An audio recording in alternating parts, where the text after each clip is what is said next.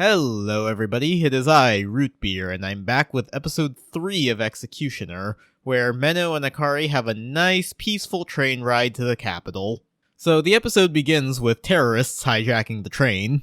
They're trying to capture the princess because they want to ransom her for their leader or something. It doesn't really matter, they're cannon fodder. Our main characters dispatch them very quickly. The biggest contribution they have to the world building is that guns exist in this universe. The only really notable thing that happens in this initial part of the episode is that when one of the terrorists tries to threaten Menno, Akari is kind of quick to jump in and defend her, not that Menno really needed it in that situation. The real meat of the episode comes in the fight scenes that occur after the initial hijacking. Momo has a run-in with the princess that we saw last episode, Ashna, and the two of them quickly get into a fight. The initial justification is, of course, that the king had been arrested for heresy, though as the scene progresses, it becomes pretty clear that Ashna is just looking for a fight, and is probably more than a little horny for Momo, which is an amusing reversal of her initial position as horny, jealous Kohai.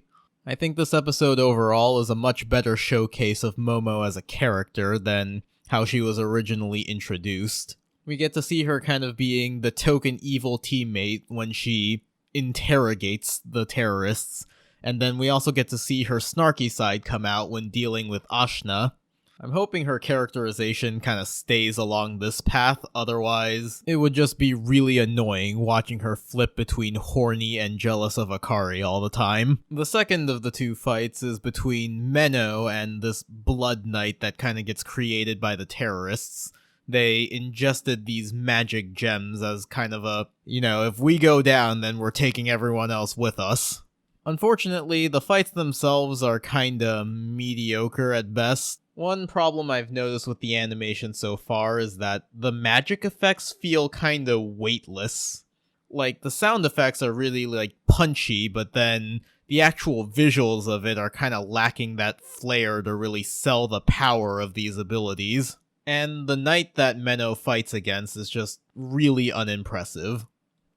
It looks really stiff a lot of the time, and then its movement doesn't really have the weight of a knight in armor. It's very, floppy. There's a scene where Menno kicks the knight, and you would expect that a knight in heavy armor would kind of crash down, but then instead it just kind of flops onto the ground. And, the sound effect doesn't really sell it either, because it's just this kind of little tunk sound when she kicks it.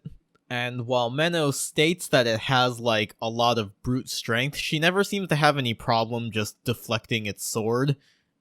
Even after Akari shows up during the fight and kinda gets in the way, Menno never really has any trouble dealing with it. She can just knock it down and run past it really easily. And the final struggle is framed as Menno having to put all of her power into, destroying this knight, but the actual clash is her sending her magic spell in a straight line, and then it struggles against the knight a little bit before continuing in a slow, straight line and destroying the knight. It's all just really unimpressive. I understand that this is probably a relatively minor scene in the grand scheme of things. It doesn't warrant, Jujutsu Kaisen levels of over-the-top animation, but it does have me worried that future episodes might look just as dull during their fights. But setting aside animation concerns for now, during the fight, a couple of important things happen. One is that the train's engine gets damaged by the knight, and the other is, in the middle of the fight, there is kind of this moment where time kind of stops and reverses itself, and in story, none of the characters really understand what's going on other than they just had a really creepy feeling about that. So with the engine damaged and Menno having expended most of her power destroying the knight, she kind of has to break the rules a bit and borrow some of Akari's power to be able to stop the train. And so we have a scene where Menno has to borrow Akari's power, and Akari definitely has a reaction to the ether sharing. And of course, with their powers combined, they manage to stop the train and avert the crisis. The episode ends off with Menno kind of wondering, like, what would have happened if we didn't manage to stop the train, and she kind of starts to speculate a bit. What if I had actually failed previously and that, like, creepy feeling I had was Akari turning back time because everyone died? Overall, it's a bit of a mixed bag of an episode.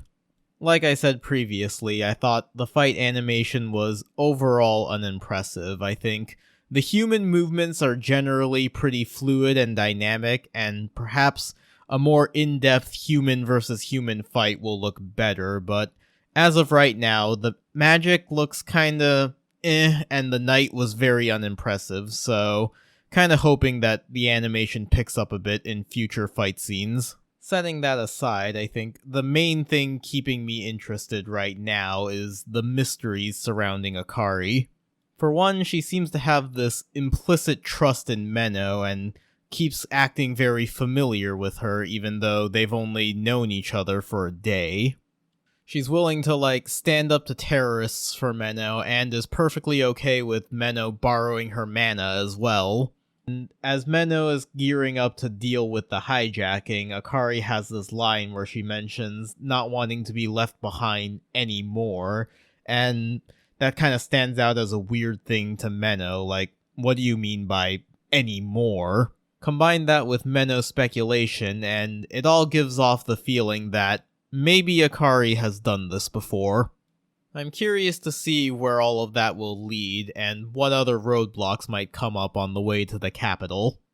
But for now, that's going to be the end of this video. Thank you for watching, everybody. Bye-bye.